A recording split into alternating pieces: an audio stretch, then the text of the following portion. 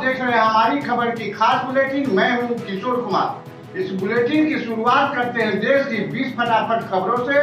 तो आइए एक नजर डालते हैं आज की बुलेटिन पर जो बनी रही सुर्खियों में। उत्तराखंड के 6000 परिवारों के दान से बद्रीनाथ धाम जैसा बन रहा है मंदिर। अब हैदराबाद में भी गूंजेगा बद्रीनाथ के जयकारे।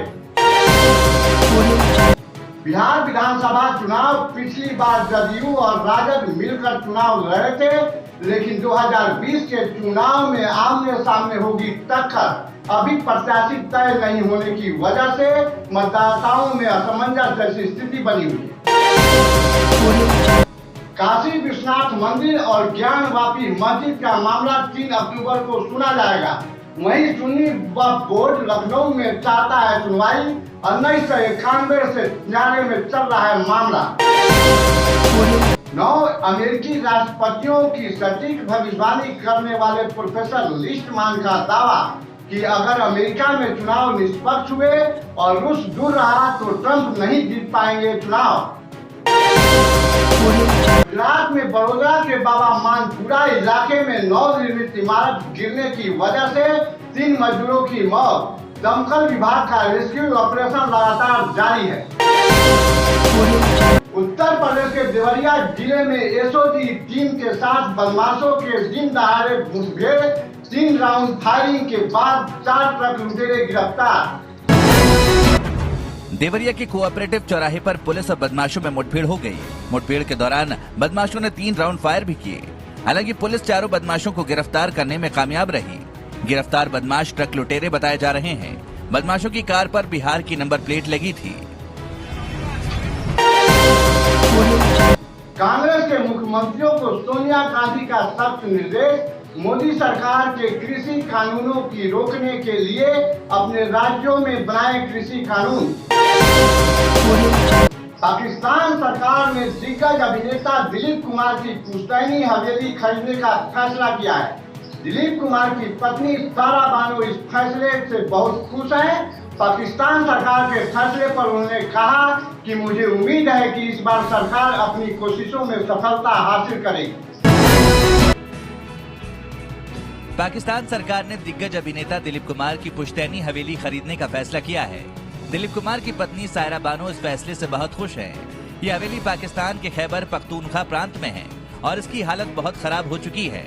अगर इसकी देखभाल न की गई तो ये इमारत ढह सकती है। सायरा बानो ने पाकिस्तान सरकार के फैसले पर कहा है कि मुझे उम्मीद है कि इस बार सरकार को अपनी कोशिशों में सफलता हासिल होगी। आखिरकार इस बार हमारा सपना पूरा होगा। दिलीप कुमार की हवेली किस्सा ख्वानी बाजार में स्थित है। पाकिस्तान सरकार ने राज कपूर की हवेली भी खरीदने का फैसला किया है। दोनों ही इमारतों को म्यूजियम में तब्दील किया जाएगा। भारत को मिला राफेल का दूसरा बैच। पश्चिम बंगाल की कलईकुंडा एयरबेस पर होगी इसकी तैनाती। भारत अब चीन के बजाय जापान और ऑस्ट्रेलिया के साथ वैश्विक मांग एवं आपूर्ति को बढ़ाने की तैयारी में जुटा। प्रधानमंत्री नरेंद्र मोदी ने सोमवार को डेनमार्क के पीएम मैटी फ्रेडरिक्सन से बातचीत में साफ तौर पर चीन की तरफ इशारा करते हुए कहा कि वैश्विक आपूर्ति श्रृंखला के लिए किसी एक स्रोत पर निर्भर रहना जोखिम भरा है। केंद्रीय गृह मंत्रालय ने राष्ट्रीय जांच एजेंसी की 3 अतिरिक्त शाखाओं को रांची, इम्फाल और चेन्नई में स्थापित करने की मंजूरी दे दी है। उत्तर प्रदेश के मुख्यमंत्री योगी आदित्यनाथ ने उन्नाव को दी 93.95 करोड़ की परियोजनाओं की सौगात। वहीं विपक्षी दलों पर हमला बोलते हुए कहा कि खाली दिमाग शैतान का घर। पाकिस्तान ने एलओसी पर जम्मू से लेकर कश्मीर तक कई स्थानों पर सीज फायर का उल्लंघन करते हुए गोलीबारी की। अग्रिम चौकियों के साथ ही रिहायशी इलाकों को निशाना बनाया, जिसमें एक जवान घायल होने के साथ साथ कई मवेशी मारे गए तथा मकानों को भी काफी नुकसान हुआ। वहीं भारतीय सेना ने भी गोलीबारी का मुंहतोड़ जवाब दिया।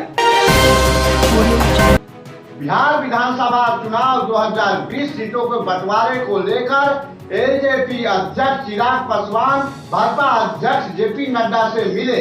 भाजपा के 27+3 सीटों के ऑफर पर बनती नजर आ रही है बात।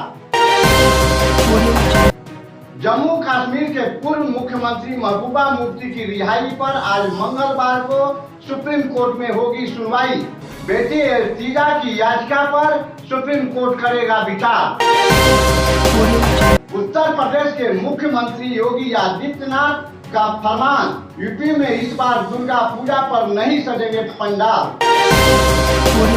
यूपी के योगी सरकार की डर की वजह से मुख्तार अंसारी के 2 दर्जन से अधिक गुर्गों ने अपनी गाड़ियों को करवाई बुलेट प्रूफ। कृषि कानून के विरोध में छत्तीसगढ़ में कांग्रेस आज राजभवन तक पद यात्रा करके राष्ट्रपति के नाम ज्ञापन सौंपेगी।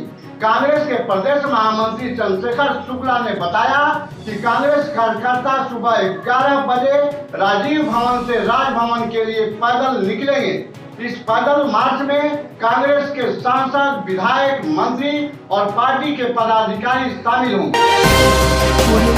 भारत के रक्षा मंत्री राजनाथ सिंह ने नई रक्षा खरीद प्रक्रिया को जारी किया, जिसमें केंद्र करेगा अमेरिकी सेना से 720 करोड़ की हथियार की डील। बंगाल के बीजेपी राष्ट्रीय सचिव ने कहा कि अगर कोरोना हुआ तो सीएम ममता को लगा लूंगा गले, शिकायत हुई दर्ज। अब वक्त हो चला है आपसे विदा लेने का, फिर जल्द हाजिर होंगे एक खास मुलाकात के साथ। तब तक बने रहिए आप हमारी खबर के साथ।